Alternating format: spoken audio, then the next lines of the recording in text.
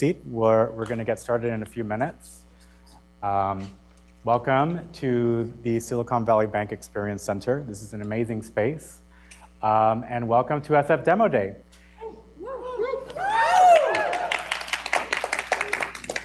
My name is Alex. I have the pleasure of, I'm an entrepreneur, and I also have the pleasure of co-chairing the SF chapter of Startout. So grateful to be here in front of all of you. And is there anyone here who doesn't know about Startout? Just raise a hand. It looks like okay, there we go. Startout is the largest nonprofit supporting LGBT entrepreneurship. Specifically, we're big in the startup space, in the VC space. But the reason why we're here, according to a case study that Startout has made, out of 2.1 trillion that has been given to startups in funding, only 0.5% of that has been given to LGBT identifying founders. And only 7.4% of that was given to female founders. So there's a clear bias that is shown in this case study. Additionally, 43% of major metropolitan areas in the US have no LGBT entrepreneurs identified. And 57% of the funding towards LGBT-founded startups is here in the Bay Area. That's probably no shock, given that this is one of the startup capitals. And following with New York, which is 9%, and LA at 6%. And so Startup's mission is to accelerate the growth of the LGBT community to drive its economic empowerment through mentorship, through access to capital, and access to resources to allow LGBT entrepreneurs to innovate, create jobs, and in change, empower the LGBT community. And so we are a global nonprofit, the largest chapter in Startout's network is here in the SF Bay Area. We have 25,000 members on a global scale, of which 10,000 of those are here in the Bay Area. We have the only LGBT accelerator program called the Growth Lab, of which 65 companies have graduated, and we've helped these companies raise a total of $1.27 billion in funding, and in the process, create over 3,600 jobs. Are there any companies here that have gone through the accelerator program? We got Dave over here from GeoPogo.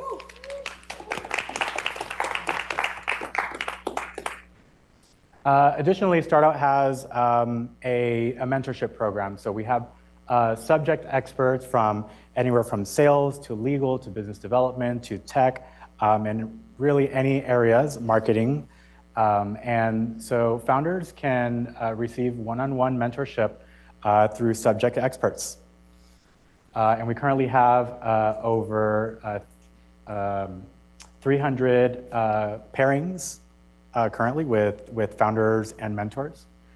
And we also have a network of over 300 investors actively seeking opportunities.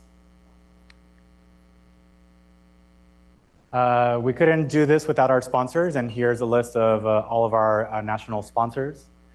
And without further ado, I would like to introduce our two sponsors for this evening. First is Silicon Valley Bank, and we have Jose and Liam.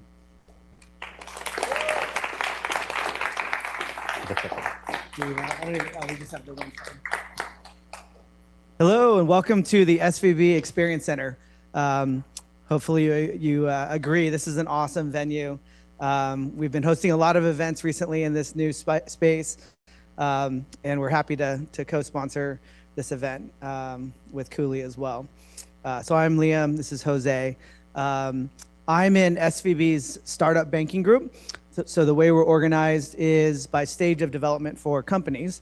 So my group works with kind of bootstrapped through seed rounds, so very early stage companies. Jose can tell you a little bit more about his group, but they basically work with VC-backed companies, Series A on. But SVB has been around for now 40 years. We just hit our 40th anniversary. You probably saw us in the news recently, which I'll get to. But we've been serving the innovation and life sciences sectors and venture capital for the last 40 years, and like to support groups like StartOut and the communities that thrive in the innovation sector. So I personally manage 3 teams on the West Coast. I manage our team here in Silicon Valley, San Francisco, but I also took over our Seattle team and our LA team. So I have the 3 West Coast teams for startup banking. And so now I'll tell you a little bit what happened in March. So we were in the news. We ran into a little bit of trouble. We made an announcement about a financial transaction that was not well received within the market. There was another bank that had just gone out of business the day prior, but basically some investors,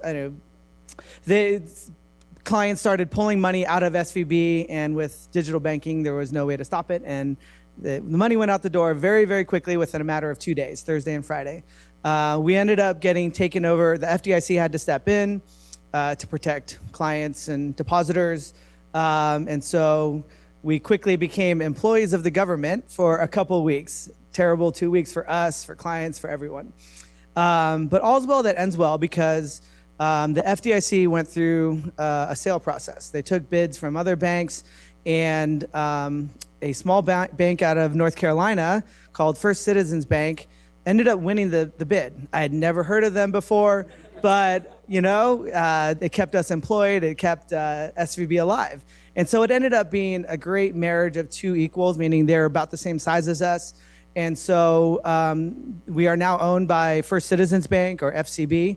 And it's actually been really great. If we were acquired by a different, bigger bank, they may have just kind of absorbed, made us kind of assimilate into their bank. But the nice thing about FCB is they appreciated the brand and everything that SVB had built over the prior 40 years. And so they largely just leave us alone. They said, keep doing what you've been doing. They're not competitive to us, meaning they don't do tech banking. They don't do the type of lending that we do.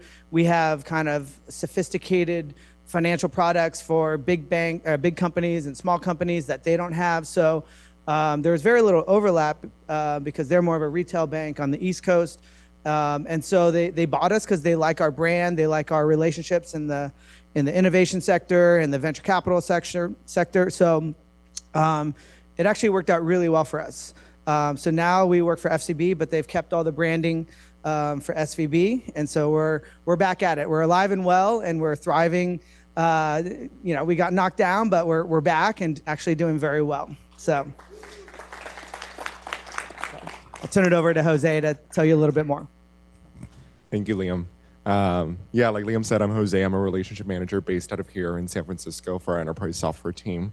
I'll talk a little bit more about what I do on a day-to-day basis in a minute when we introduce the other judges as well for the pitch competition. But I think what I really want to focus on is sort of what Liam was alluding to, is that we are back and better than ever. I think it's been shocking the amount of conversations I've had in the past couple of months that, people come up to me or we're at events and people say, oh, you're still at Silicon Valley Bank? Is that bank still around? And yes, we are still around, and we are very much still alive, and there's still a fair amount of clients, likely a lot of startups that you guys know, that still do work with us, still bank with us, still value what we bring into the innovation economy. And part of that is events like these and being out in market. And last week we sponsored Lesbians Who Tech 2023. If any of you were there in the Castro district, yes.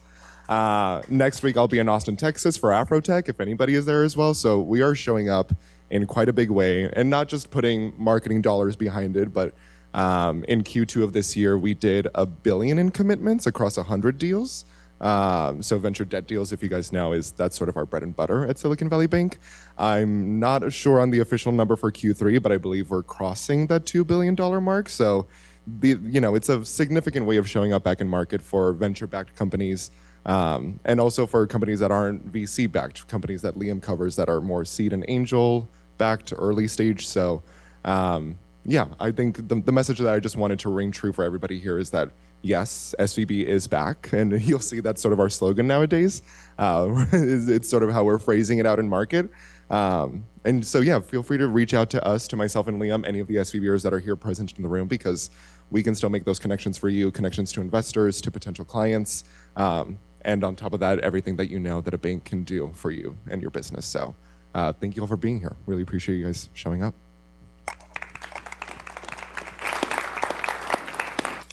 All right, thank you, Liam and Jose.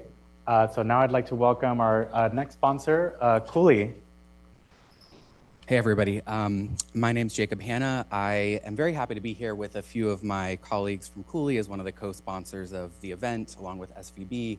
You'll have to forgive me, I'm a little bit of a nervous public speaker, so I have notes up here, unlike Liam and Jose.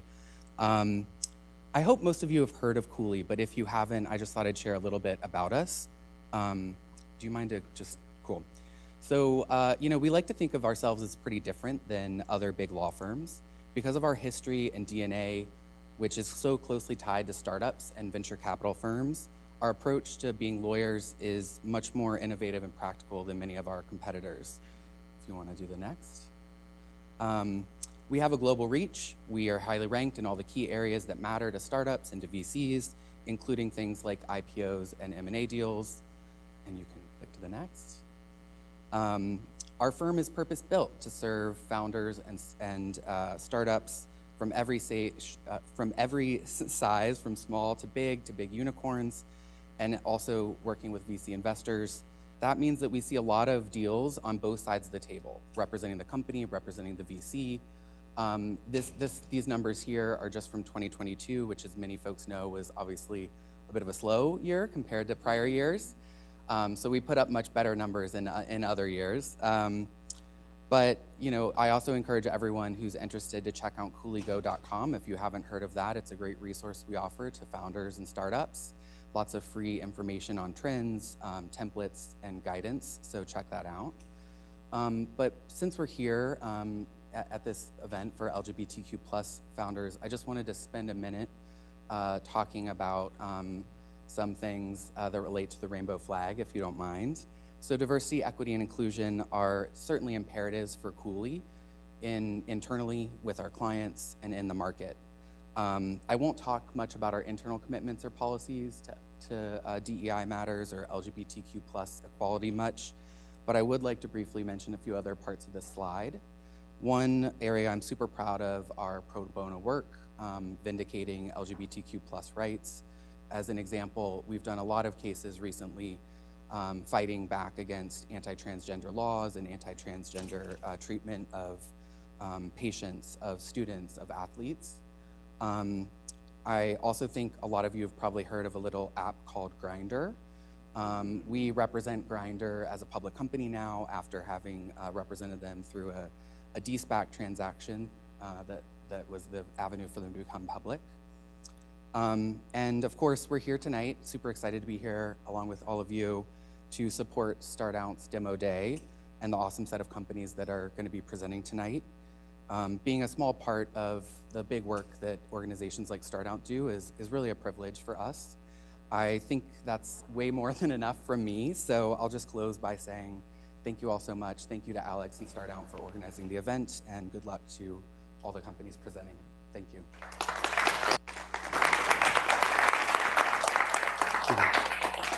That's for you. Thank you, Jacob. Thank you, Jose. Yeah, let's get another round of applause for Silicon Valley Bank and Cooley.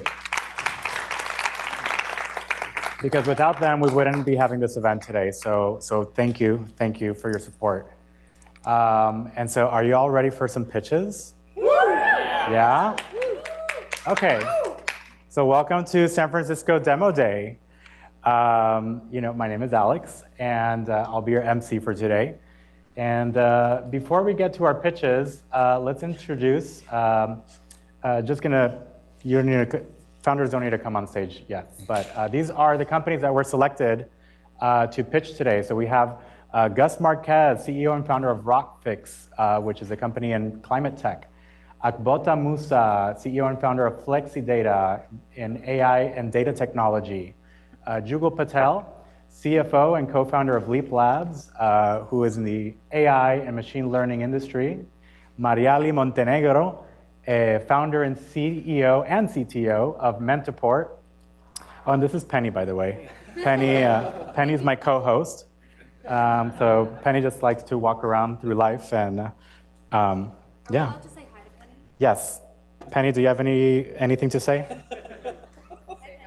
Penny talks if you give her treats. Here, Kevin Timms, CEO and co-founder of Tea Leaf Health.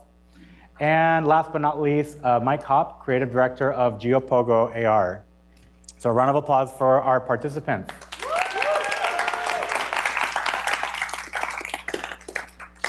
And now, before we introduce our judges, so this is kind of what the criteria looks like. So the judges will be using this format to evaluate the startups that will be pitching today, but also audience members here live and also online viewing will be able to vote for their favorite pitch. So if you scan this QR code now with your phone, you'll be brought to an online poll where at the end, please don't vote now, at the end, at the end you'll be able to vote for your favorite startup. And so 50 points is the absolute maximum score. 30 possible points are from the judges, and the other 20 points comes from the audience vote. So all of you do have a big say in who is the winning pitch today.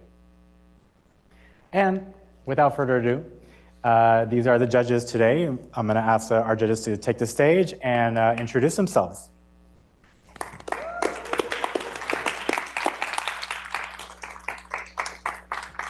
Hello, everyone. Can you hear me okay? My name is Holly Wu. I manage the North America M&A and Venture Investments team for Mercedes-Benz. Really glad to be here. Thank you for having me, and really looking forward to all the startup pitches tonight, and good luck to all the participants and all the founders. Hi, everybody. I'm Abby Strabla. I'm an early stage investor in women-led companies in the healthcare and climate space, and I'm queer, and I recently realized that I wasn't saying that enough in professional settings and VC. And over the summer, I launched a networking group called Queer Venture Capitalists that really is just all about connecting queer VCs, because what we've noticed is, queer founders have a really tough time in this fundraising environment and in fundraising in general. And, we looked at the stats on funding to founders earlier. And, a big part of that problem is investors aren't in check writing positions who are queer, and that's a problem. So in order to really increase and change the funding stats, we really have to also address who's writing the checks.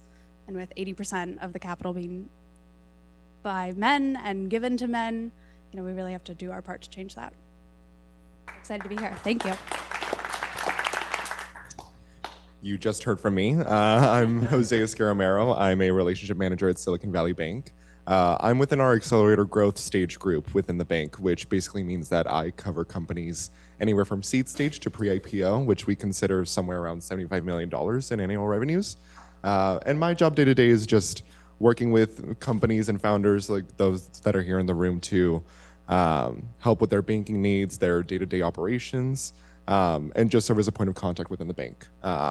And props to you for saying what you just said. I do identify as queer. Recently came out in October of last year, so big milestone for me.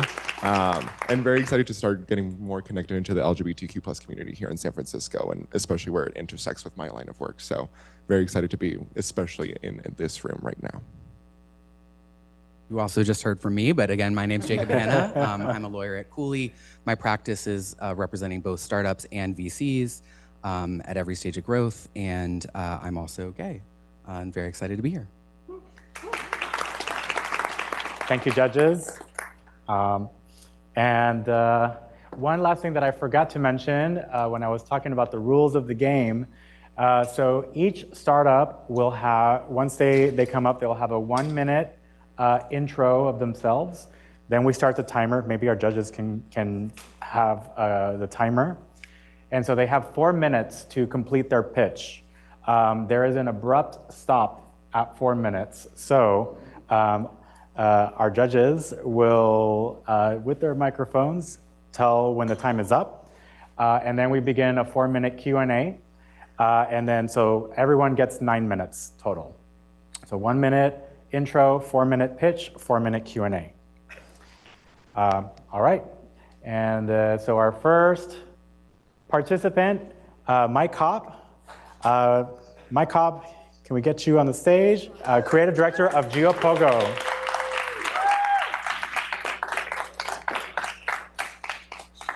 Ooh, thank you. There you go. Yeah. Oh my goodness.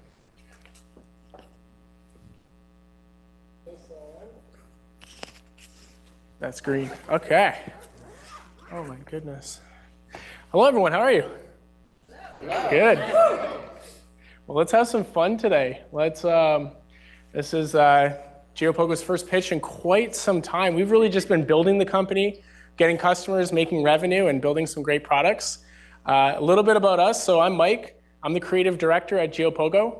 I'm joined here today with Dave Alpert in the back. He's our founder. Little fun history. So Dave has been a building architect in San Francisco for 30 years. And this building we're in, this fabulous piece of architecture, of course, was designed by Dave's firm. And so this is everything that GeoPogo loves. We honor great architecture. We honor great design. So we're an AR and 3D company. So who here knows about AR? Raise your hands. Oh, this is gonna be good then. It's gonna be nice and easy.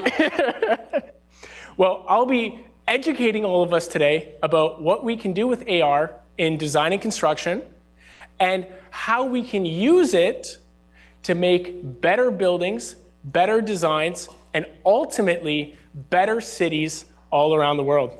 So let's get started. Perfect. So I think we're on the timer. Let me time myself too here. Okay.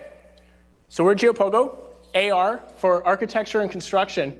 We specialize in two things: 3D copies of cities and geolocated augmented reality. These are two very exciting things for the architectural industry. This here is not an image. This is a full-blown 3D copy of the city of San Francisco, and you can use our platform to navigate and explore it, just like SimCity for real cities, and it is unbelievable. Actually, it's fucking unbelievable. So this is our team. So Dave's here with us.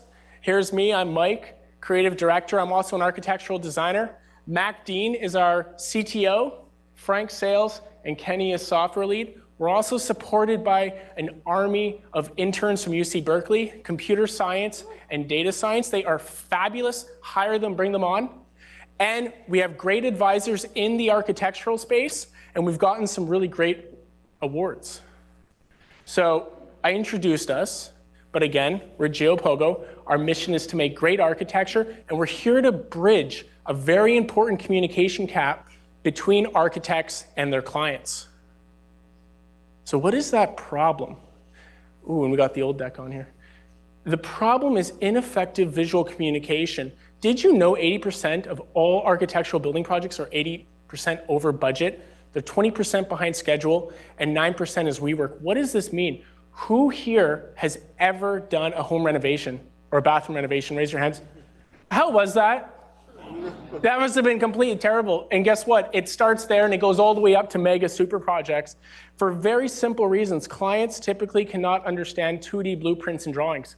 So when our customers come to us, they want a great solution, and that solution is better 3D communication. And so we built a desktop and AR solution that allows them to import their building designs into the city, and they can then project those designs in the real world geolocated. We sell it for $9.95 a year per user or $99 a month, and we target architects, builders, and 3D visualization managers. We're gonna have to speed this up because we're going, time is just flying here. That's shit, and it's, okay, that's Oakland. So we just presented to a firm called Perkins Eastman for one of their projects here. We always put crazy music. You can import, it is nuts. We got cities all around the world. Architects can drop their building designs in the world. And hold on, just for sake of time, because 4 minutes goes by really fast. Oh shit, what's happening? Oh, there we go. Okay, yeah, there we go. Yeah, this you gotta see. Hold on, architects love this. This is one of my super pitches. We go into architectural firms, and I'm like, look at that building detail, full 3D copies of the cities. The firms absolutely love it. And of course, they'll jump in on the platform. We get daily downloads. And this here, this is important. Can you press play? This is what we built. This is what is so different and so new in the industry. Press play if possible. Okay. That desktop editor, you can place building designs on your computer and they automatically appear in the real world. This is Detroit, that's the towers, and these building towers in AR are popping up in the real world, and they can use their phones, tablets, and AR headsets. And they can see the future of the cities right in front of them.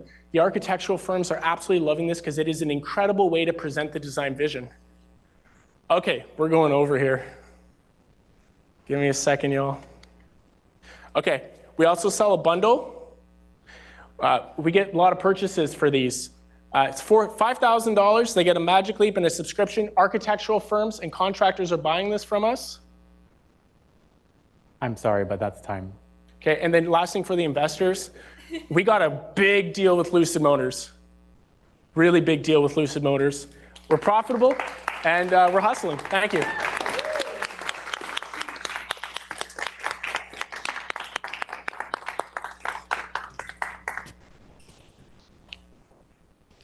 Thank you so much. This is exciting. So I guess my question is, tell me more about the customers. What does adoption really look like? What resistance do your clients have, and do the architects using it? There's a big tension in tech and construction. So I guess tell me more about the implementation and your kind of pipeline. That's right. So we got 2 really good systems set up right now. We're partnered with an AR headset maker called Magic Leap. Are you familiar with Magic Leap? AR glasses. So think Apple Vision Pro. They're another AR headset maker. They got a good pipeline where they're selling headsets to these architectural firms, and we're also coming in and selling the bundles. And they'll come in and subscribe. And they'll subscribe to load their models into the headsets and take their clients out on site. What's interesting in terms of resistance for AR, because it's no secret that AR has had a very hard time gaining adoption and traction in the industry, but as the hardware is getting better, the firms are starting to grow and wake up to it more and more, especially with the Magic Leap 2s and the prospect of the Apple Vision Pros. They now want to see AR because it's the ultimate visualization project. The clients are not the ones that have been adverse to it. It's been traditional architectural firms. In fact, we found that if there's not a BIM visualization manager in the firms, typically not happening right away as the adoption is too slow, where if they have a BIM visualization manager, they know about the technology, they want the technology, and they can bring it in a way that it's not disruptive to the overall firm, and they can test it on pilot projects internally. Do you think is this market, like how many architects will use this kind of products? Well, we're building it for architects all over the world. So, I mean, McKinsey, when they talk about the AEC market space, they claim that the AR and VR space is $1 billion market. They projected, there's a slide on there, something like $23 billion by 2026, let's say. And how big of a market is the architectural market within that? Yeah, it's a great question. I don't have a direct answer. I'm assuming $1 billion, let's say. Okay. Yep. Okay, thank you. Curious if you can dig a little bit deeper into you mentioned that you're selling into architectural firms. So just so I understand a little bit better, you're selling into architectural firms so that they can then provide this visualization to their clients, correct? Yes. Okay. Yeah. And is that helping them in their sales process? Do you have any stats on that? Oh, yes. We had a firm in Montreal come to us, And they're building a 60-story skyscraper in downtown Montreal. And they said, we want to use AR to present to our clients, but also to present to the city officials and the public at the same time. Because people have a lot of fears about the unknown. They'll conjure up all kinds of images in their mind of what they think a project is going to become. And when I talked to the firm, I was really surprised because I was like, oh, you guys, tell me what do you guys want to get out of this? Tell me what problem you're solving. And he said, we want to get client buy-in, we want to get city official buy-in, and we want the public to fully understand what we're proposing because we want to build this building. And we have found time and time again, because we use this technology to present designs for people, people create fears in their minds, especially when it's something that's scary. There's a lot of NIMBY groups. A lot of people don't like the prospect of new projects because they're conjuring images and ideas up in their minds off of their own preconceived notions. Is that time? Yeah.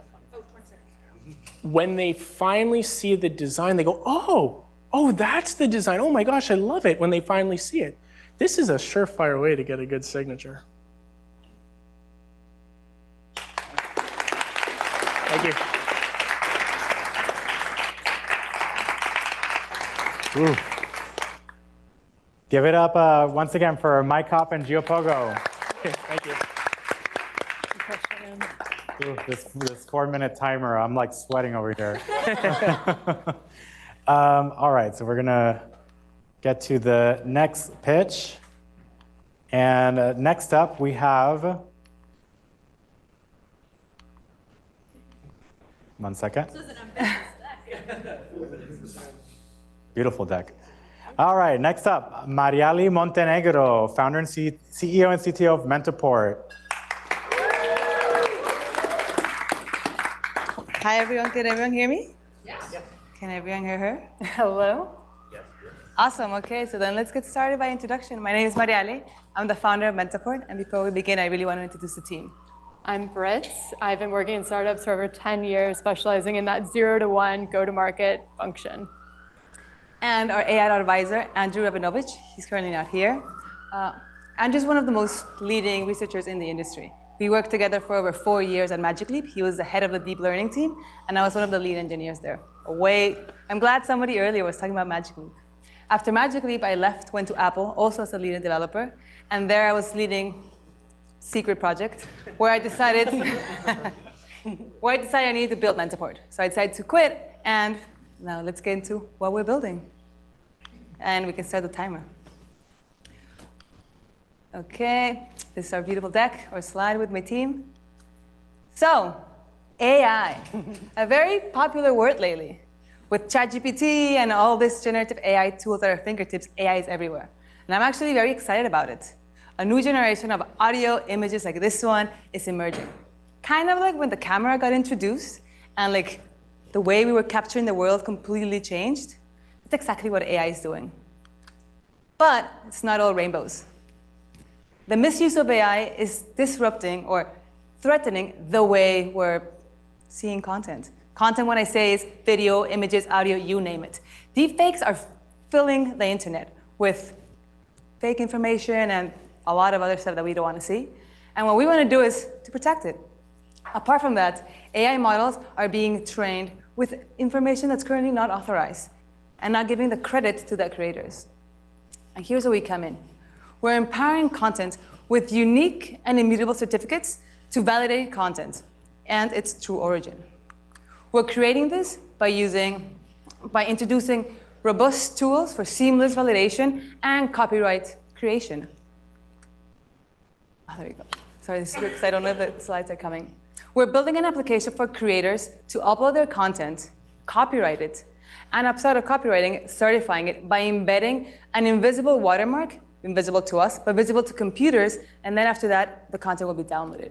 Once this content is downloaded, the creators are able to upload it in their favorite platforms, YouTube, TikTok, you name it. Once this content is uploaded, we can easily scan it. Once it's scanned, kind of like a hidden QR code or a Shazam for the audio, you'll be able to know if this has been certified or not. So we can start detecting what's real and what is not real. We can also start detecting what models are using this content and which models are not. Our infrastructure is broken into 4 main pillars. The first one is a certificate generator. powered by smart contracts for immutability and decentralization. The next two pillars are AI models. One AI model, which is doing a deepfake detector to make sure we're not certifying anything that's deepfaked unless it wants to be certified. The second model is an identity protector, which is my current favorite one. I want to make sure that anything that's being certified has the correct permissions. What does that mean? I might want to certify a video of myself with the voice of Taylor Swift. If I don't have the permission of Taylor Swift to have a video certified with her voice, then it shouldn't be allowed. But if I do have the permission, then I should be allowed. All of these permissions are controlled again with the smart contracts of the certificates. And the last pillar is the encrypted watermark. We're encrypting every single content with a unique watermark encryption that's connected again to the immutable certificate, so that way we can verify it and validate it. And the cybersecurity market is booming due to technology advancements, particularly in AI. We aim to pioneer content certification with Mentiboard, starting with these key segments. Partnerships with giants like Sony Music, Warner, ensuring protection and proper usage of their valuable content. Social media platforms, we're committed to safeguarding users from scams and misinformation. And then we'll extend our reach to security companies, aiding them in preserving their users' content integrity. We're kicking off with a private beta, and we've already have some prominent content creators involved. After the beta, we'll expand our network to include these strategic partnerships I just mentioned, like social media and cybersecurity. Our ultimate goal is to become the industry standard for certified content. And how will we do this? We'll focus and invest on outreach, educating content creators on the importance of certifying their content. Influencer amplification will harness the power of every onboarded influencer and content creator to share their certification. Sorry, that's time. Oh, that was just the good part. That was just getting the good part. Okay, I guess questions. The invisible watermark industry seems to be, taking off, especially with generative AI. Who do you consider your competitors? For the invisible watermark? Yeah. So right now, the way we're encrypting this watermark in the content, we're seeing a couple of researchers right now just coming up with some papers. So, but competitors per se, apart from like the diffusion model, like you can currently put it, there's not really a lot of companies using it to protect content. So we currently I've seen a lot of research papers coming out. I know there's one from Waterloo that just came out. Nightshade, you guys may have heard of Nightshade. And we're obviously talking to all the research community to make sure that we create a standard to like really help content. How would you monetize this? Yeah, we're already, like I mentioned, talking to some really big partners who are interested in creating a partnership with us to basically certify all of their content. And I guess we couldn't get to that slide, but we have a pricing model. We have a free version for people to be able to certify their content for those like small creators that have maybe a podcast and release one content a month. And then we have a price depending on how many certificates you're creating. So it's kind of like an app. Yeah, and so one of the use cases is like, for instance, like these big music publications, they have copyright material and it's being used in these generative models. So how do they protect it? And so they're looking for solutions like us to help them. So that's one of the use cases, but there are many more. Like there are artists and content creators that want to be able to say, this is my content, and I can say for sure that it is. Charge for use. So right. Uploads one song or one image, then certify that and we'll pay for that? Or? So yeah, the application package is per certification. So kind of like you pay $10 a month and you get X amount of certification a month. If you pay more dollars a month, you get more certification. And for some reason, your package is like you have 100 certifications a month and you need 101, then it's 99 cents per that extra one. But we have packages to really allow people to have that. And we will always have a free version, which is, I think, we're currently starting, but like the idea is to have like 1 or 2 free a month, given that we are probably not going to be like certifying content all the time for those free versions. And we also have a pricing for third parties SDKs. So parties like YouTube, the TikToks that really want to like not even have people scanning, because you can scan kind of like a QR code, boom, it's real. But you might just want to have that check, kind of like in Twitter, that check mark that's, yep, this is real, I don't even have to scan it, I believe it. Integrating with them for them to start, obviously, one, helping their creators certified immediately, and also just showing the public kind of like, hey, this is actually a Drake song singing to you, or like a message from Mr. Beast saying like, yes, do this, do that, right? Just people that have been scammed in the last 2 weeks. Any other questions before the time runs out? You mentioned that social media and content creation is one of the pillars that you would be sort of going after. And you just mentioned that Twitter or X used to do verification of profiles. What would you think would stop a social media platform from doing something like this on their own, as opposed to using Mentaport in the future? That's a great question. And I feel like the main thing that's stopping them is not so much like they don't, like, of course they want to prevent it. Facebook has been fighting, like, they all know that like the amount of fake content in Facebook is huge, and they're trying. It's just the amount of headache, kind of like they already, and even Facebook and Facebook and Google are releasing a lot of AI models to help. I think it's the line of like, how much can they do to control the creator, and how much how much information does the creator want to give these platforms, right? Like, I already upload my videos to YouTube. You already tell me who are you distributing. You already can turn my monetize. Are you also going to certify it and tell me what's real and what's not? And so it's this line of legality that it's kind of like offering something. I'm sorry, that's time. Oh, okay. Thanks, guys. Thank you very much.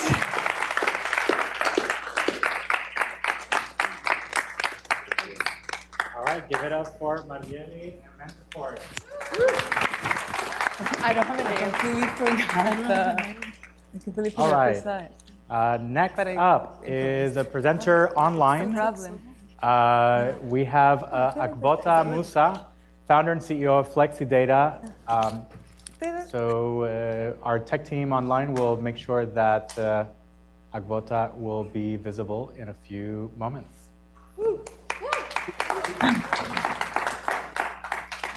Hello, can you hear me? Yes. We can hear you, but we can't see you. So happy to see everyone. I wish I was also like presenting in front of you.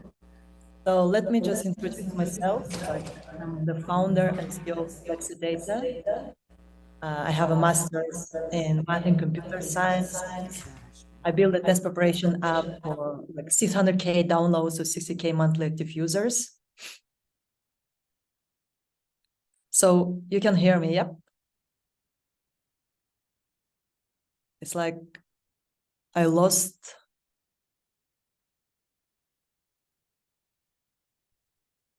Hello? Okay, so you guys can hear me, yes?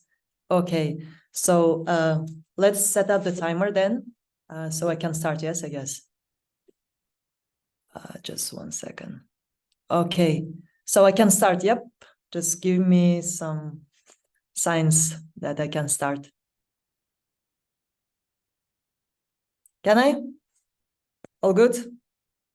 Okay, so hey, I'm Akbota, founder and CEO of FlexiData. So at FlexiData, we're on a mission to transform the way of developers utilize and access data. Our API generates synthetic data sets and fine-tuned models, lowering AI adoption barriers for businesses without data expertise. Next, let me introduce our data unlocking team. So it's me. I already told that I built a test preparation app with 600K downloads, led the data team with 10 million users, and I love skateboarding. As for my co-founder, Adil, he brings the more than 5 years of his experience in machine learning software and data integration platforms.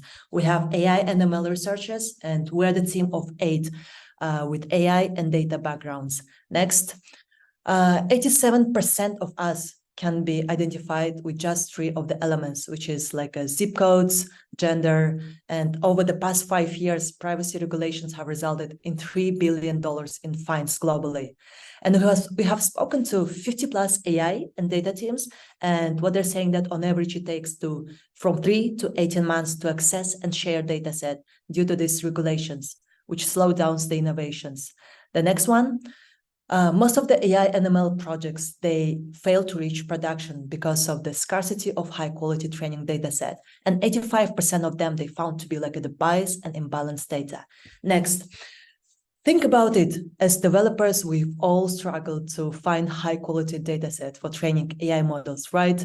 And this is where our FlexiData comes in. So how our AI synthetic data engine works. Just in 4 steps, you're able to convert sensitive data into the synthetic data with 99% of similarity. So firstly, you have to upload your dataset, CSV or Excel format. The next, automatically train AI models and generate synthetic data. And lastly, receive a report on utility and privacy. So synthetic data has the same patterns and statistical properties as the original data. Now we can access data in days, not in months, with 100% anonymous and 80% reduction in the sharing routines. Next. To kickstart our journey, we built our first MVP using the open source GAN and cloud deployment on AWS. We reached like 60 and 70% of the accuracy. Next, we got accepted to the AWS Build Accelerator, and now we're having like a 2,000 plus the credits. And we found our first customer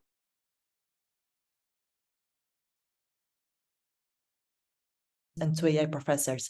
So as for our first customer, we know that we are on our early stage. And with our solution, we reduce the need for the large data team going from 20 to 2 and reducing their cost in operating and time for order place. We help our customer to onboard more small businesses and increase their revenue streams. Next. Additionally, we are exploring our opportunities in other sectors like at fintech, medtech, HR, and so on. Next. Our primary competitors are in-house development. Many developers try to build their own solutions, but underestimating the complexity, time, and maintenance, and they fail to scale. We have these competitors like the Mostly, Gretel, Beta Data AI. They are on their Series B, and they are mostly for us like industry benchmarks. And we have other companies who are more like industry specific, which is like Synth AI, Zipline, ID in fintech, or like a computer vision. Next. As for our unique selling proposition, like we offer a unique feedback loop mechanism that connects customers' downstream models and with our upstream model that facilitated the continuous learning and model improvement, make our customers sticky with us. Next, the global data economy will cross $1 trillion by 2025. Next, in 2 years, most of our AI model will be trained using synthetic data. And we're in the fast-moving market with $3 billion today, and it's going to be $1 billion in the next 5 years. Next. So for the pricing, we use like a subscription-based model and usage pricing. Deployment, we go with the support on-premise, private cloud. And as for delivery, we use the API or the web interface. So you can go to the next slide. As for product milestones, we're going to launch our beta on November and work on our monetization. We focus on the scaling and targeting the small businesses and enterprises. So I guess like we're looking, if you can hear me, like I'll just tell that we're looking for 250K like investment for 9 months runway, and which will help us like to reach out to successful beta launch and get like 50K to 100K MRR. Yeah. All right, Far.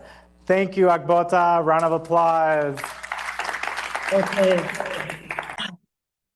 I hope you guys could hear me. I'm not sure like I was there.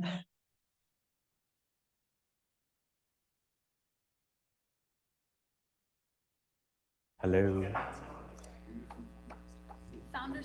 All right.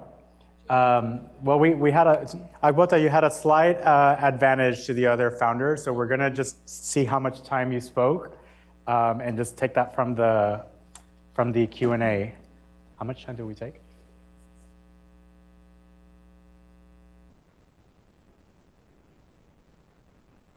A 3-minute Q&A, and the timer starts now. Can you hear us? Yes, I can hear you. Oh, perfect. Oh, thank you so much. Could you talk a little bit more about, pricing and who you think you might actually be able to get in the beta?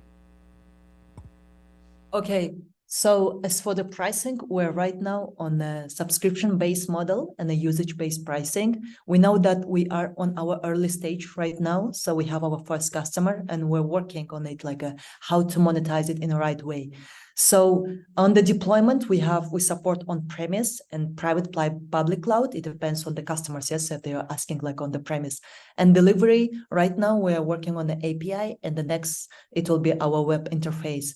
So as for the customers, Our first customer is like a B2B marketplace in the food and agriculture procurement. So they have like a 12,000 SMBs around the world, like Southeast Asia, US, and Bangladesh. So we are helping them to use the Gen AI model with our technology. So we can improve, reduce the data team like from 20 to 2, because they previously had like a 20 team AI ML researchers, and now they only have 2 of them. And lastly, with our saving the time and the order placement, we can increase the number of the small businesses to them, which will help them to increase their revenue streams. And the next one, at the same time, we are working with we're employing the Stripes developer-friendly approaches, like offering free tier for developers to explore our platform, and at the end, like a target to the enterprises. Thank you.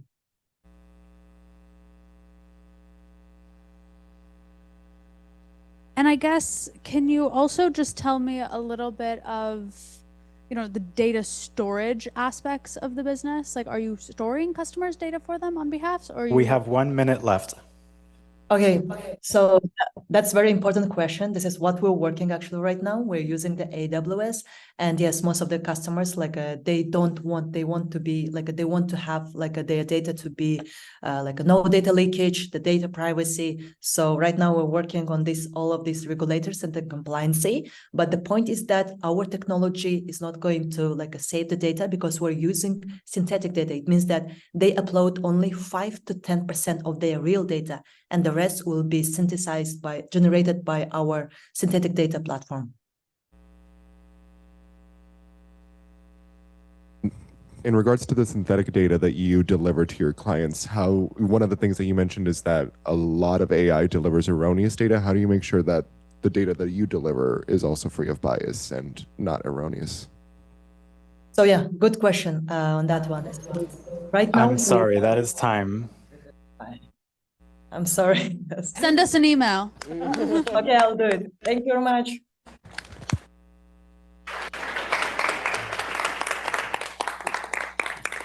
All right, thank you, Agbota. Let's hear another round of applause for Agbota. We're just going to skip through some of these slides to our next presenter, who is Kevin Timms, CEO of Tea Leaf Health.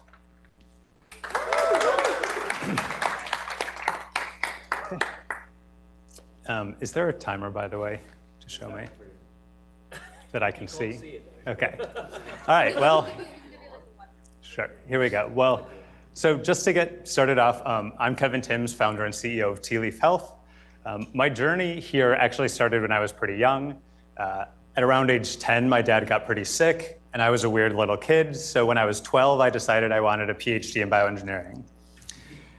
So fast forward, I eventually get the PhD, and then pretty early on, I was seeing information on how patients were getting some suboptimal care, to say the least, because of things like logistics. They don't trust doctors. Nobody knows enough about their condition. And I've worked with billions of claims and millions of medical records, so I also see all that life experience is not in those data types. And it's been bothering me in the sense of, if we can't understand the full story of patients in our data, how can we get everybody the best care? And so that led me to found Tea Leaf Health, where we are coming up with a new analytical perspective to better understand patients, guide them to the best treatments, and exploit a huge market opportunity. So, good for the timer. Oh, I thought that was my first minute. That was your 1 minute Yes, intro, and now we could start the timer whenever you're ready. Okay, I'm good. 4 minutes. And, all right. Okay, so having worked with pharma myself, I've seen how they really don't understand their full patient market well enough. And also pharma tells me this, Deloitte loves to write reports about that, and the numbers also show they're not connecting with the full market. 72 million insured Americans aren't on the best drug treatments. That translates to $150 billion in missed drug sales every year, and 40% of new drugs miss financial expectations. I also say that it's underrepresented communities who are the people pharma connects with the least. And so Tea Leaf Health is helping all communities access the latest and greatest care, and we're exploiting this $150 billion gap. So we're building tools and analytics to understand all types of patients and how to reach them in the right way, at the right place, at the right time. And specifically, we're aggregating, mining, and modeling more diverse patient and non-medical information than anyone else. And that lets us predict what groups of patients in the market aren't adopting a treatment, what barriers are preventing them from doing so, and how can pharma lower those barriers just enough in order to get them the drug. You can also think about this as a extensive but precise map of a disease market. And it's this sort of map that powers our product, which is an automated market intelligence platform for pharma. And say pharma has a kidney disease drug, our tool could say that maybe it's women in Ohio who are the greatest missed market opportunity, and that it's because they only have access to local doctors who only know how to prescribe dialysis for all kidney diseases. We can then calculate that maybe the most cost-effective way to reclaim this market is by talking to just 10 specific doctors in Ohio, and we'll send those names and custom AI-generated sales scripts directly to the drug company's CRM. And a month later, come back, and maybe we're buying Facebook ads in Spanish and Texas automatically to target the next group of people. So we're helping pharma efficiently hyper-target their missed opportunities, and we're getting more people the latest care. We're taking this into the rare chronic disease market. That's because of how incredibly valuable each rare disease patient is to pharma. Because of their value, we're able to charge a premium because, at almost $2 million, we more than pay for ourselves by acquiring just one new customer for them. Half of new drugs are for rare diseases. So my customer base is expanding, and it's getting more competitive amongst themselves, so they need more and more help getting an edge. And we're going after IgA nephropathy first. It's a rare kidney disease. It has 3 approved drugs, and this is a good first use case because we can create a market map from this. We already have data to do so, and essentially take it to these 3 companies and say, hey, we have these insights, you get them. If you pilot with us, help validate, or else we're going to your neighbor. We are a fully LGBT team with my domain, Nate's technical and Matt's growth experience. We're early, but we've already been able to get proprietary patient data, sell an early tool, prototype 2 of the market maps, and close half of our pre-seed round. That's essentially with no support and very little time. So imagine how quickly we can really get to the win-win for both us, the market, and for patients in need.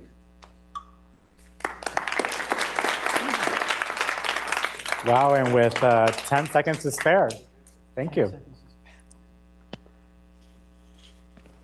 So where do you get your data from? Yeah, so at the core, we're getting patient data directly from patients right now.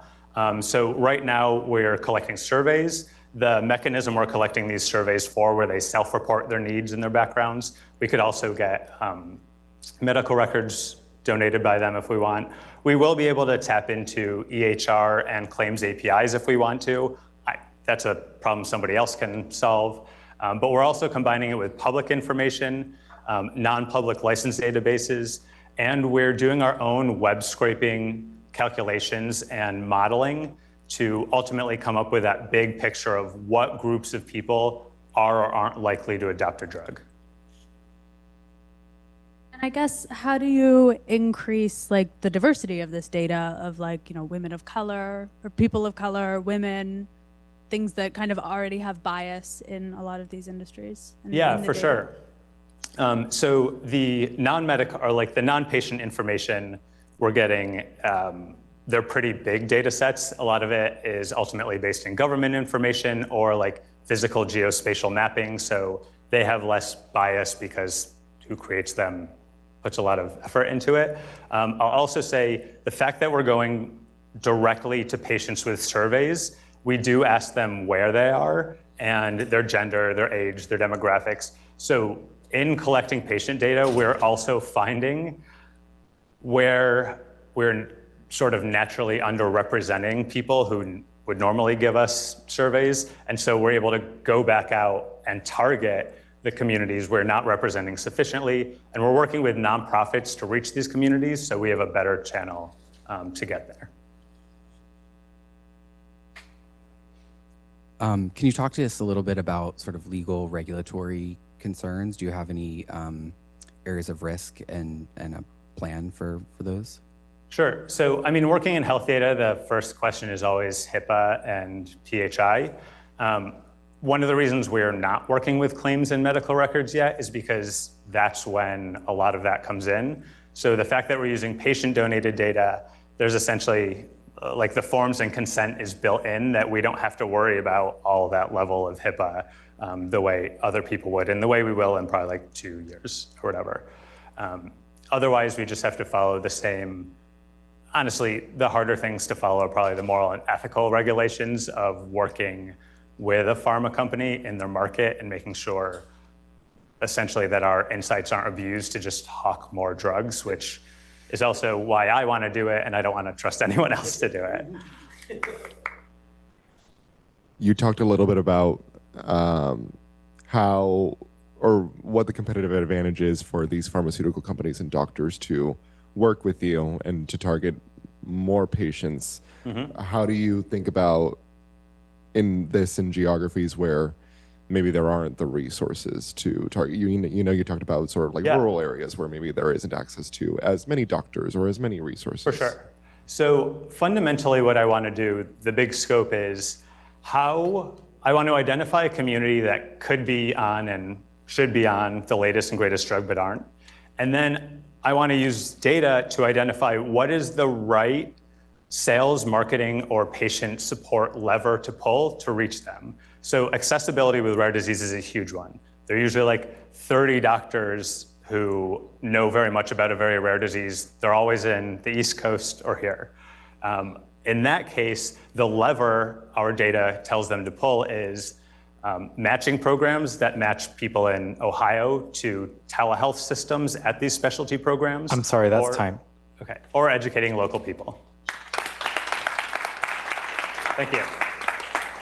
All right, give it up for Kevin. Thank you. Kevin, I think you have the clicker. And super impressive. Kevin got that pitch done in 3 minutes and 50 seconds. So super impressive. Okay, I don't have the clicker, so I need the help from my tech team to switch the slides to our next founder, Gus. Thank you. So the next presenter will be presenting online. This is Gus Marquez, CEO and founder of Rockfix, a company in the climate tech and metal mining industry. Hi, everyone. I'm Gus Marquez, CEO and founder of Rockfix. I wish I could take GeoPogo's product and beam me into the room right now. Alas, I'm virtual. So I'm an Activate Fellow. I recently graduated at Stanford, and I spent 10 years working in the copper mining industry. I was the guy who put on the hard hat, went a mile underground, and I was chief engineer of a mine in Arizona, and worked in Canada, and I worked in Chile. And when I was in grad school, I fell in love with what I think mining can do for the world and for climate change. And that's when I started and founded Rockfix.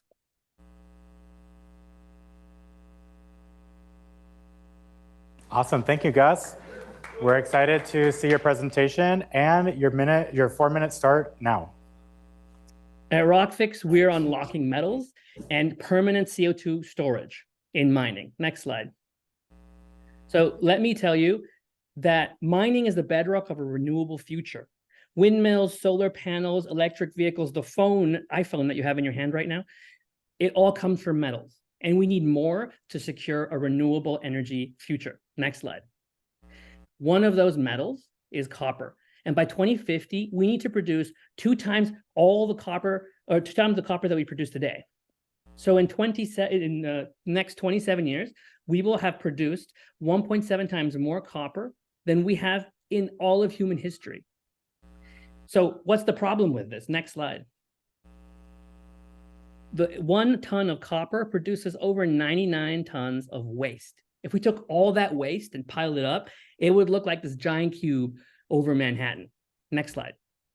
With every problem comes an opportunity, though. So this is a mine in Arizona, and you see on the left, that's the mine, the big hole in the ground. And all of the rock that gets taken out of that hole goes into the mill.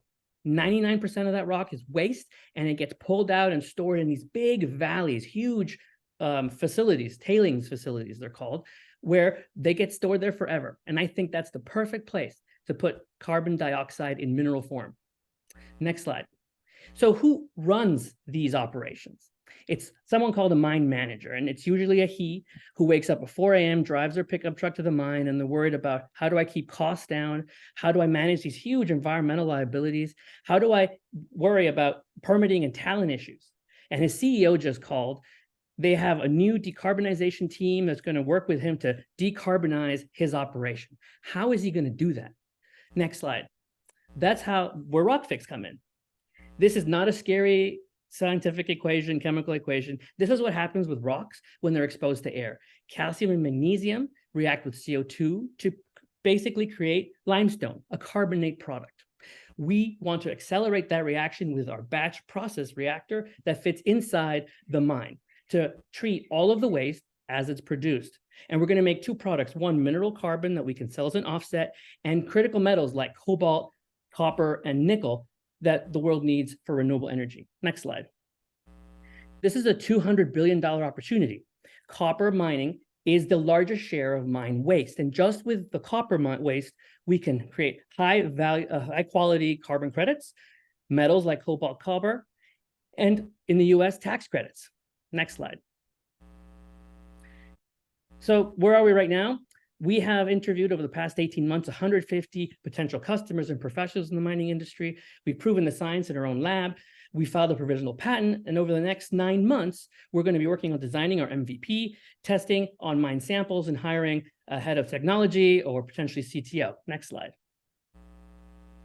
We have been so fortunate to get over $700,000 in grant funding from Breakthrough Energy, Activate, and Harvard University.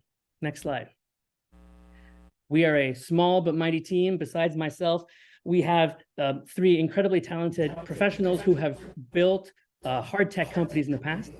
And we have incredible industry advisors from Stanford University, Colorado School of Mines, and clean tech companies across the US who are helping us build this company. And perhaps for any scientists or engineers in the room, we're looking to hire. So next slide. Please help us make mining's trash tomorrow's treasure. Thank you very much. Next slide.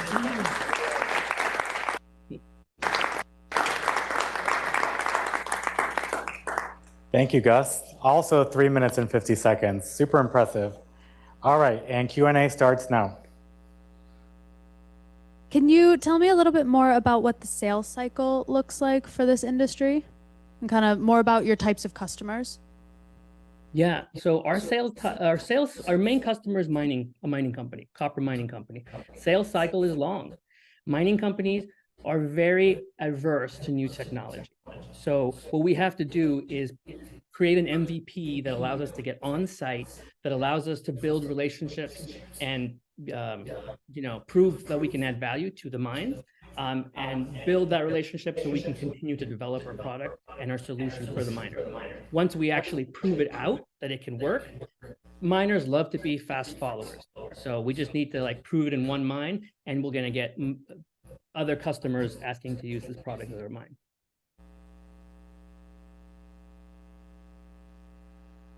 If the technology that you just mentioned was just basically this scientific formula, you're building out this processing system to turn essentially tailing into limestone, how come other people haven't done it if it's such an obvious solution?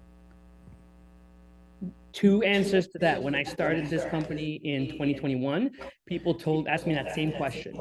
And by the end of 2022, we have multiple companies who are competing to do this same thing.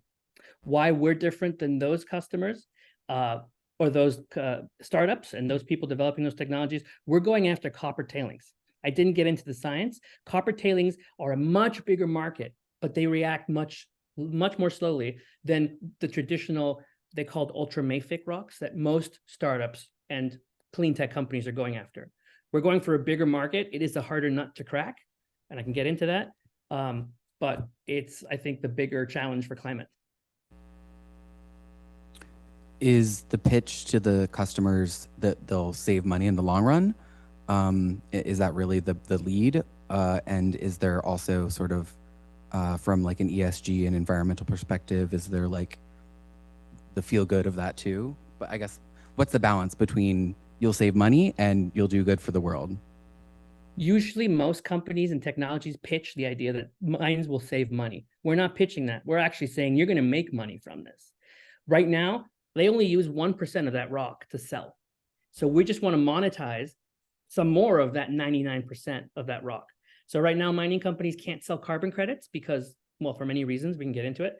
And they are not, copper companies aren't looking for cobalt, for cobalt, zinc, and other metals that are in that waste. So the metal is just there. And there are trillions of tons of this stuff across the world. And we're saying we can make you money and share with the revenue models, and revenue sharing and royalty models, we can help you make money off your waste. Geographical perspective, what areas are these copper mines most concentrated in? Yeah, most copper in the world are produced in Peru and in Chile, but the United States produces 7% of the world's copper. Arizona was the copper state before they made more money on tourism in the Grand Canyon. So you have major copper mines in Utah, Nevada, and in Arizona.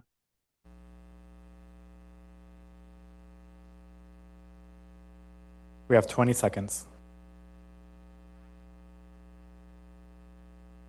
So is this a marketplace? Good question. This is not a marketplace. We are building the technology. Eventually, what our goal is, we'll build the first of a kind plants. The goal is to actually be the ones that build it, design it, and then the miners will operate it. We'll get a cut, a royalty of the revenues that they make. I'm sorry, that's time. Thanks, everyone, and good luck to all the presenters. Thank you, Gus. All right, another round of applause for Gus. Also, in terms of timing, is on a tie with Kevin, 3 minutes and 50 seconds. Still super impressive. And last but not least, we have one more company, Jugal Patel, who is CFO and co-founder of Leap Labs, a company in the AI and machine learning industry.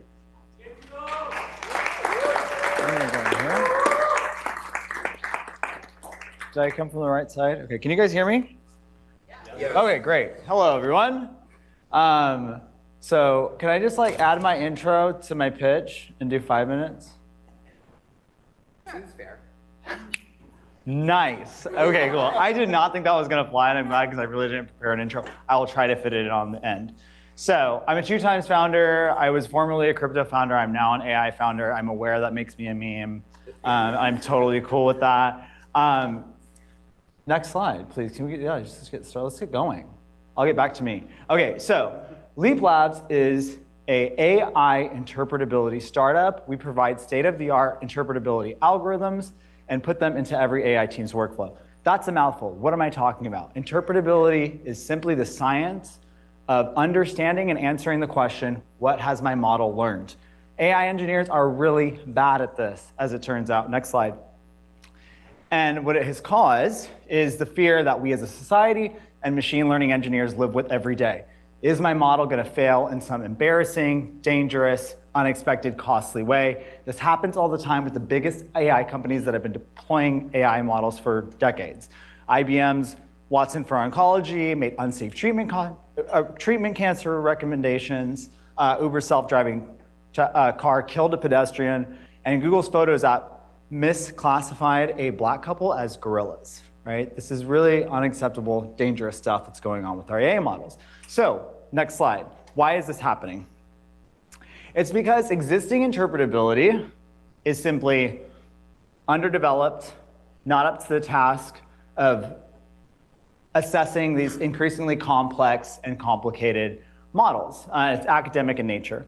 So what machine learning engineers are left with is how accurate is my model working on a fixed data set, right? So if my model does really well on a fixed data set, I assume and hope that it's learned what I want it to, right? So there's two problems with this. One is the assumptions that you have to make. Okay, it's doing well on this data set. I'm hoping it's going to learn what I want it to, but you really don't know. It's circumstantial evidence. And the second is there's no way that you can create a data set that's comprehensive of every situation a model is going to encounter in the real world. So LEAP doesn't make any of those assumptions. Next slide. We extract what the model has learned directly from the model itself. So these abstract images that you're looking at here, this is what we have extracted about what this model has learned about each of these human action classes it's been trained to classify. So these are the prototypes. I basically go to the model and say, model, what have you learned about running?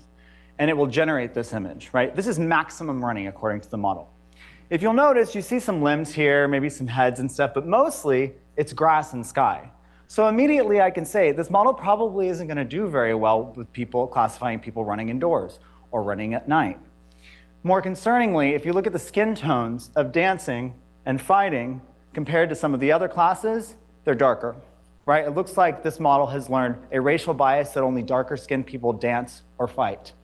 We tested this, and sure enough, it was 10% more likely to classify darker skinned people as dancing or fighting.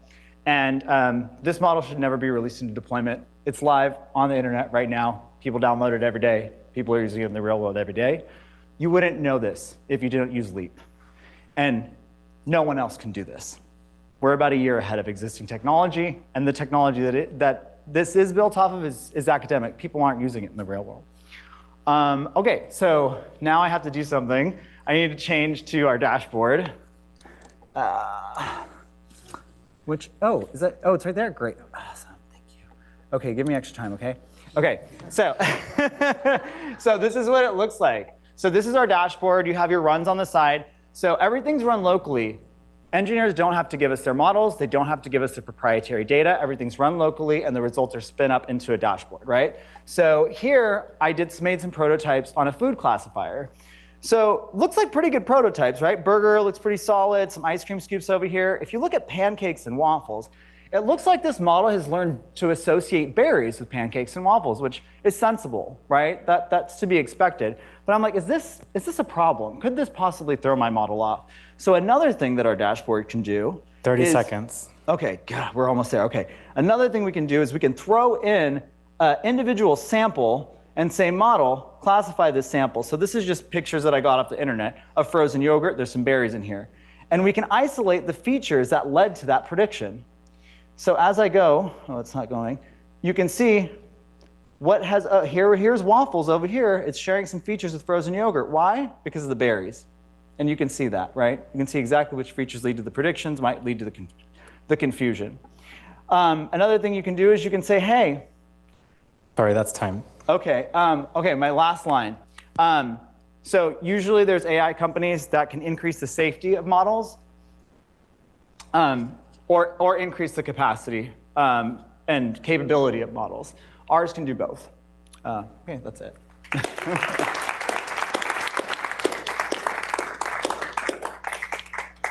All right, Q&A starts now.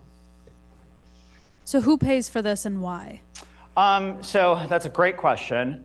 Right now, it is anyone that's building computer vision models and putting them in deployment. Our first clients, one is someone deploying computer vision models on the edge. So basically, there's like companies that you take a picture of your scooter, right, and make sure it's parked correctly, or a package and make sure it's delivered correctly. So they're one of our first design partners. Another one is a machine learning consulting company that they want to show their clients, like, we have trained these models for you. They've learned sensible things. This is how you can ensure that it's doing what you want it to do and that it's learned what you want it to learn. So right now it's developers, and we're really hyper-focused on developers, and the reason being is that it's an extremely technical product This is an entirely new concept. It's even difficult for technical people to understand and implement, much less when you're talking about like the business use cases on like the compliance risk side, auditing purposes, things like that. But those are definitely use cases that we see in the future. You mentioned that nobody else can do this and that this is based off of an academic model. Can you speak a little bit more about that? About why no one else can do this? Yeah. Yeah, sure. So my brilliant co-founder, who is not here tonight because she's on the other side of town talking to developers, because that's who we're focused on. This is a culmination of her research during her PhD for the last 5 years in model agnostic interpretability, as well as existing methods called feature visualization, which a scientist basically, it was built off of that research and hers, so it's similar to this, but it's basically just theory. It's like, oh, look at this cool thing that I could do. This is a potential area of research. No one pursued it. My co-founder did. And no one turned it into a usable product. We did. I can't really say more than that. You know, when one investor asked her, they said, who are your idols in this space? And the only one she could say was Chrysola, was the writer of that paper, because she was like, I haven't seen anyone else do anything like this. And she's like one of the leading experts, I would say, in the world. So she knows her stuff. Yeah.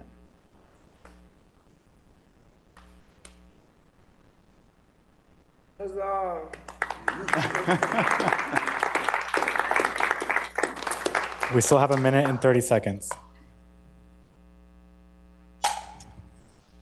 Can you talk to us a little bit about your sort of next 12 to 24 months? Like what's the plan? Oh what are you my guys doing? gosh. That What are is you spending so money far in on? the future. And Yeah, that's an incredible. I've been thinking about our next year mostly. So there's a couple things, right? One is to like expand to. Oh, this is what I really wanted to talk about. Expand to different modalities, right? So you can apply this method to any type of data, tabular data, language models, whatever, right? So we have a working prototype for LLMs right now. We've been in talks with other companies that do tabular data. That's where things get really exciting. So the future, and what is most interesting about this technology, is what we call knowledge discovery. So let's say you have a model that's been trained to detect cancer, right? Maybe that model has learned something about cancer that humans don't know.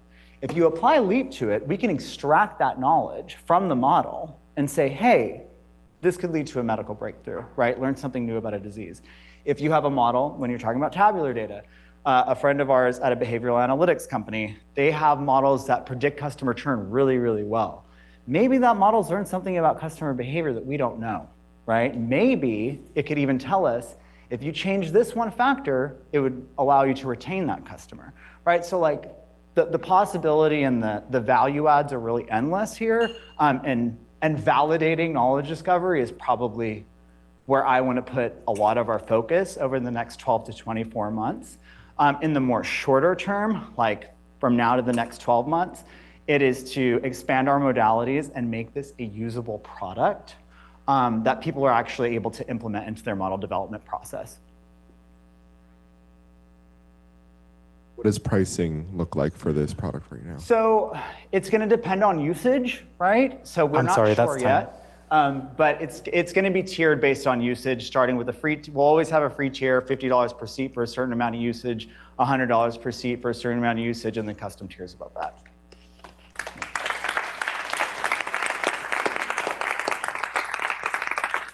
All right, thank you, Jugal. All right, we're just skipping through a couple slides here. All right, so what do y'all think of all the pitches? Yeah? Let me tell you, it is so hard to be like on the stage and, you know,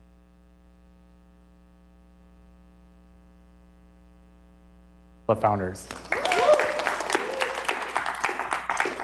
All right, so it is time to vote. So for those of you in the audience, both in person and online, you can scan this QR code and vote for your top pitches. We will take a 10-minute intermission while we vote and tally up the judges' votes, and we'll announce the winner in just a few minutes. So thank you. Should we go to the back? Should we go to the back?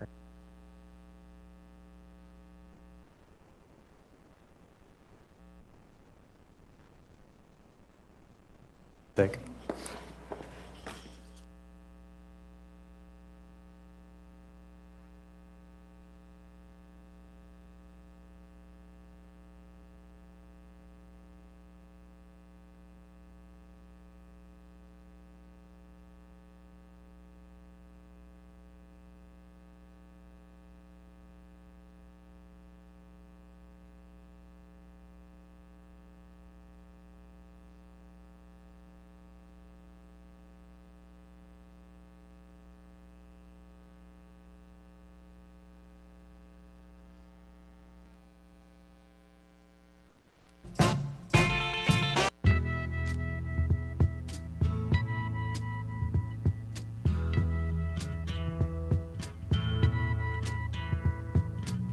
There's something happening here, but what it is ain't exactly clear.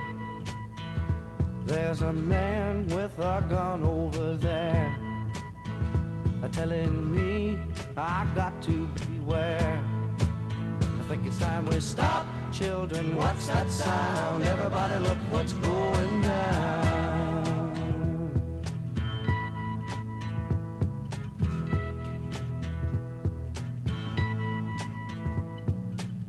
There's battle lines being drawn. Nobody's right if everybody's wrong. Young people speaking their minds are getting so much resistance from behind. Time we stop. Hey, what's that sound? Everybody look what's going down.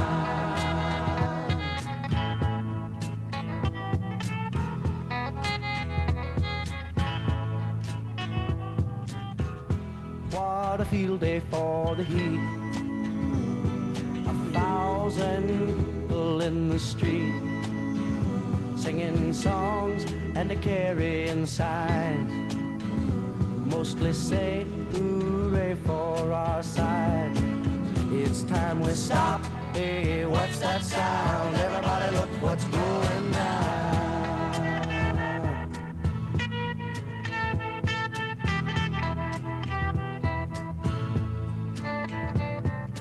Paranoia strikes deep into your life, it will creep. It starts when you're always afraid. Step out of line, the man come and take you away. We better stop. Hey, what's that sound? Everybody look what's going now. Stop. Hey, what's that sound? Everybody look what's going. We better stop now. What's that sound? Everybody look what's going. We better stop. Children, what's that sound?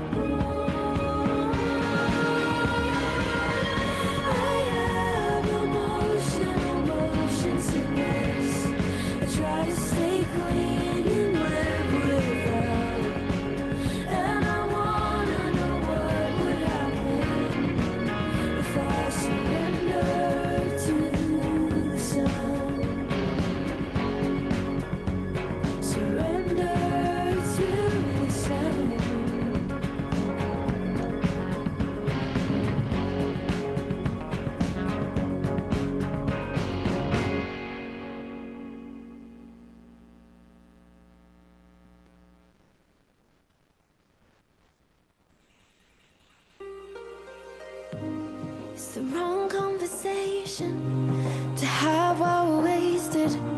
It's 2 in the morning, so I'm not gonna say it now. It's been 600 days and some are good, some are wasted, but something is faded. We got a little offbeat, somewhere that you lost me. You're always so clear to me. We got a little offbeat, somewhere that you lost me. You're always so clear to me. Now you're not. I'm not gonna sleep for a while, eat for a while, laugh for a while, love for a while, then I'll be fine. Then I'll be fine. You might want me in your sheets for a while, creep for a while, won't get what you need, so you'll get hostile. Then you'll be fine. Then you'll be fine. This is not how we planned it, and we don't understand it. How we lost what we had, oh, and I don't know where it is. You filled up the spaces with the light of a million stars. Got caught in your gazes. We got a little offbeat, somewhere that you lost me. You're always so clear to me. We got a little offbeat, somewhere that you lost me. You're always so clear to me. Now you're not. I'm not gonna sleep for a while, eat for a while, laugh for a while, love for a while, then I'll be fine. Then I'll be fine. You might want me in your sheets for a while, creep for a while, won't get what you need, so you'll get hostile. Then you'll be fine. Then you'll be fine.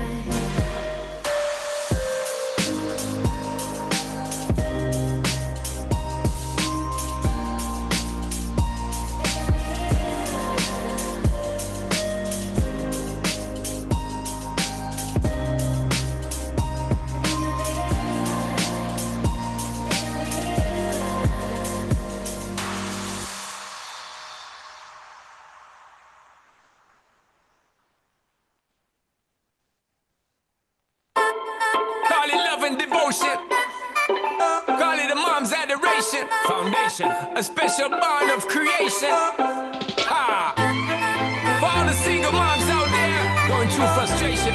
Clean bandit, China ball, and Marie thing make them air. She works the nights by the water. She's gone astray, so far away from her father's daughter. She just wants a life for a baby. All on her own, no one will come. She's got to save him. Daily struggle. She tells him, ooh, love, no one's ever gonna hurt you, love. I'm gonna give you all of my love. Nobody matters like you. Stay up there. She Stay tells up him there. your life ain't gonna be nothing like my life. You're gonna grow and have a good life. I'm gonna do what I got to Stay up do. there. Stay up So there. rock-a-bye, baby, rock-a-bye. I'm gonna rock you, rock-a-bye, baby, don't you cry. Somebody's got you, rock-a-bye, baby, rock-a-bye. I'm gonna rock you, rock-a-bye, baby, don't you cry. Rock-a-bye, Rockabye, rocka, rocka, rockabye. Rockabye, rocka, rocka, rockabye. Single mom, what you doing out there? Facing the hard life without no fear. Just see and know that you really care. Cause any obstacle come, you well prepare. And no, mama, you never shed tear. Cause you have to set things year after year. And you give the youth love beyond compare. You find the school fee and the bus fare. Already pops disappear. In a wrong bar, can't find him nowhere. Steadily your workflow, everything you know, so you're not stop, no time for your dear. now she got a 6-year-old, trying to keep him warm, trying to keep all the gold. When he looks in her eyes, he don't know he is safe when she says, ooh, love, no one's ever gonna hurt you, love. I'm gonna give you all of my love. Nobody matters like you. So rock-a-bye, baby, rock-a-bye. I'm gonna rock you, rock-a-bye, baby, don't you cry. Somebody's got you, rock-a-bye, baby, rock-a-bye.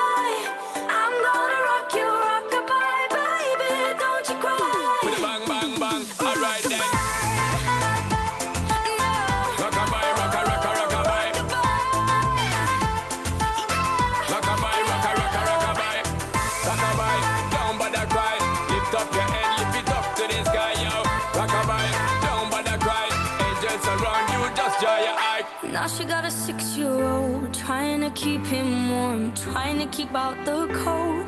When he looks in her eyes, he don't know he is safe when she says, she tells him, ooh, love, no one's ever gonna hurt you, love. I'm gonna give you all of my love. Nobody matters like you. Stay up there. She Stay tells up there. him your life ain't gonna be nothing like my life. You're gonna grow and have a good life. I'm gonna do what I got to do. Yeah. So rock-a-bye, baby, rock-a-bye. Rock-a-bye, rock-a-rock-a-rock-a-bye. You rock-a-bye, baby, don't you cry. Rock-a-bye, rock-a-rock-a-rock-a-bye. You rock-a-bye, baby, rock-a-bye. Rock-a-bye, rock-a-rock-a-rock-a-bye. You rock-a-bye, baby, don't you cry. With a bang, bang, bang. All right then. Rock-a-bye, down by the cry. Lift up your head, lift it up to the sky, yo. Rock-a-bye, down by the cry. Angels around you, just draw your eye car. Rock-a-bye, down by the cry. Lift up your head, lift it up to the sky, yo. Rock-a-bye, down by the cry. Angels around you, just draw your eye.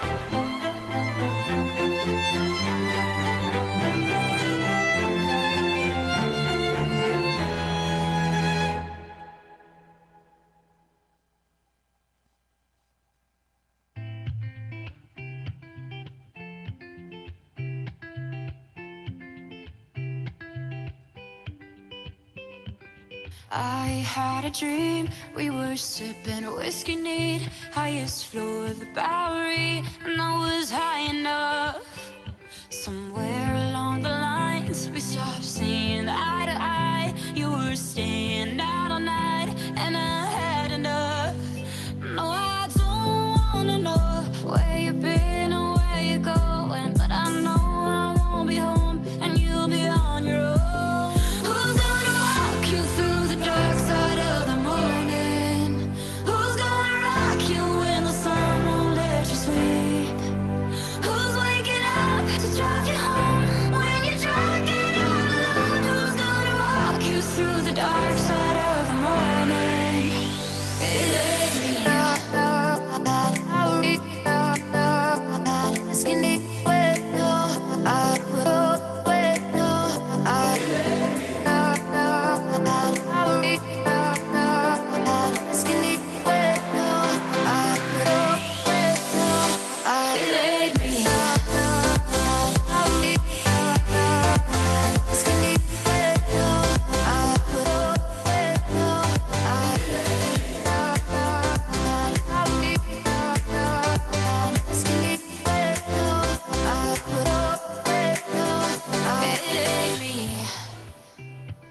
I had a dream, we were back to 17. Summer nights and the libertines, never growing up.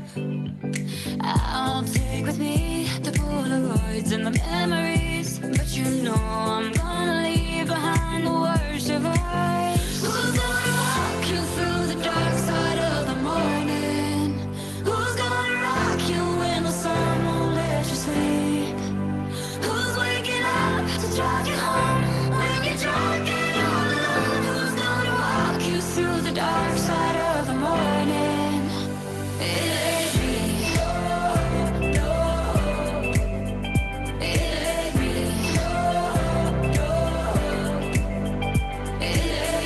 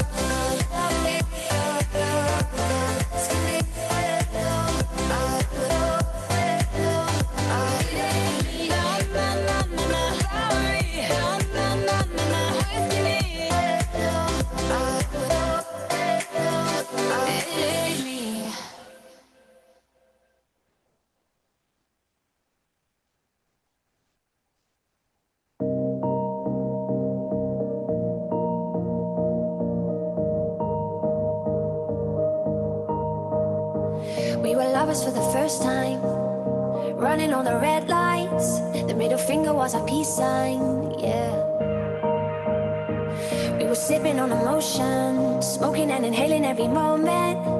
It was reckless and we owned it, yeah, yeah. We were high and we were sober. We were on and we were over. We were young and now I'm older. But I do it all again. Getting drunk on a train track. Way back when we tried first cigarettes. $10 was a fast like. I do it all again. Oh, bomber jacket and a snapback. Your dad's black Honda was on Maybach. We stacks on the playback. I do it all again. Oh.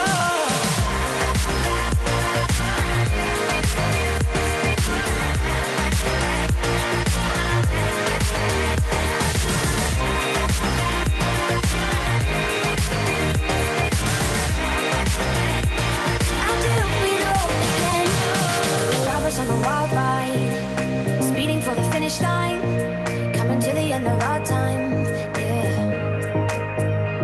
Started off as a wildfire, burning down the bridges to our empire. Our love was something they could admire, yeah, yeah. We were high and we were sober, we were on and we were over. We were young and now I'm older, but I do it all again. Getting drunk on a train track, way back when we tried first cigarettes. $10 was a fast like. I do it all again. Oh, bomber jacket and a snapback. Your dad's black Honda was on Maybach.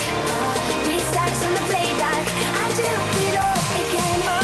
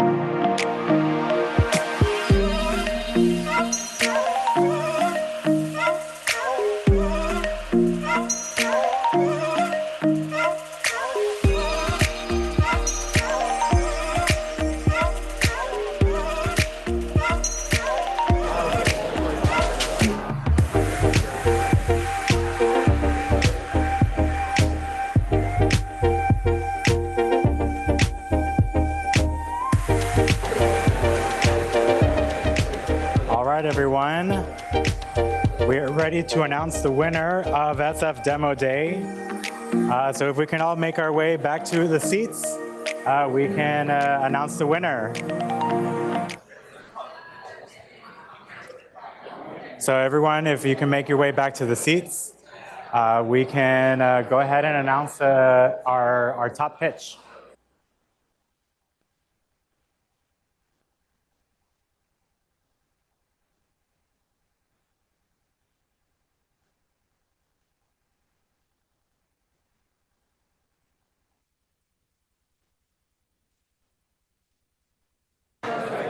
All right, everyone. Hello. Hi, everyone. Hi, everyone. Hey, Jugal. How you doing? Hey, Andrew. Hey, everyone. We're ready to announce the winner for SF Demo Day. If you would like, you could take a seat or you could stand, whatever you prefer. But if I may have all of our talented founders on the stage.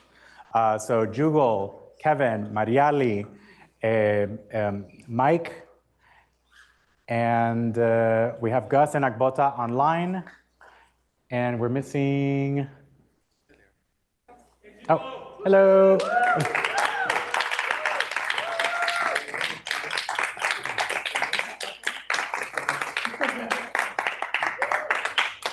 All right, so let's get a stronger applause for everyone. This is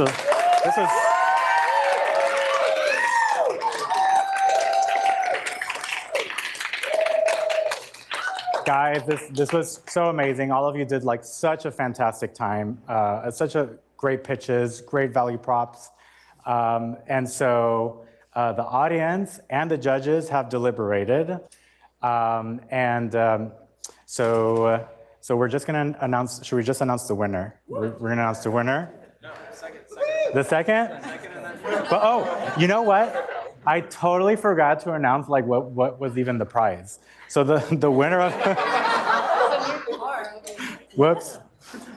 So the winner of SF Demo Day wins a cash prize of $3,000, courtesy of Cooley. So thank you, Cooley. All right, so drum roll.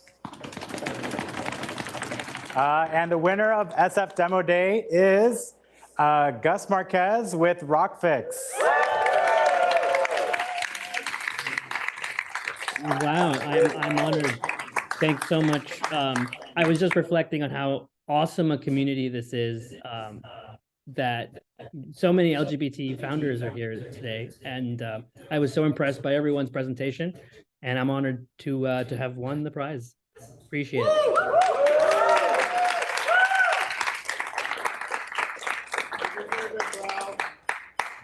Great job, Gus. Just got a total score of 47 with a maximum possible score of 50. So awesome job, Gus. And so congratulations to Gus, and also congratulations to all of the founders who presented today, because all of you did an amazing job today.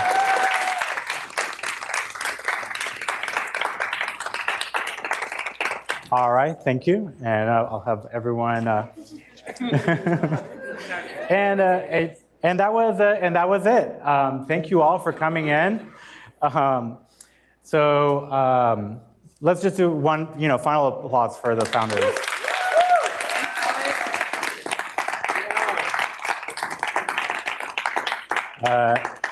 Also, thank you to the judges.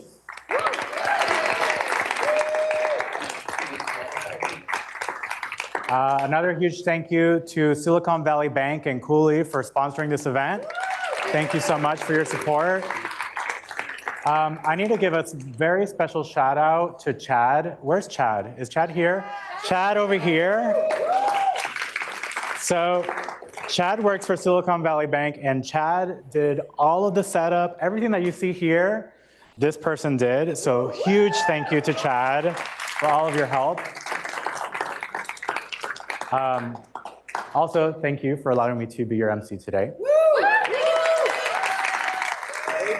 And yes, thank you, Startup, which brings me to the final part.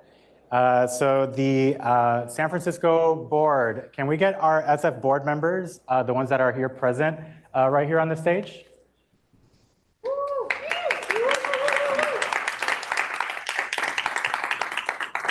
All right.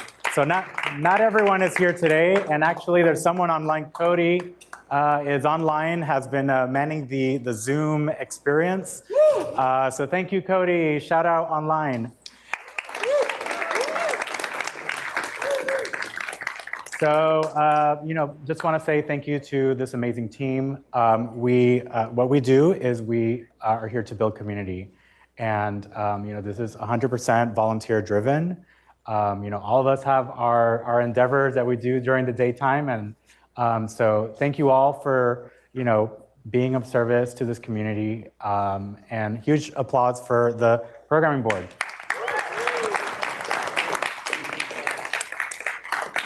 And also, if you're interested in becoming a programming board member, we're accepting applications for 2024.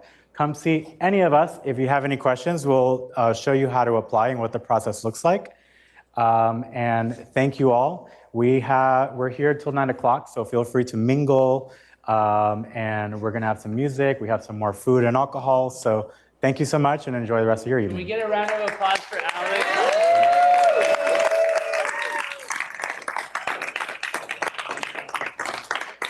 Thank you all. Bye now.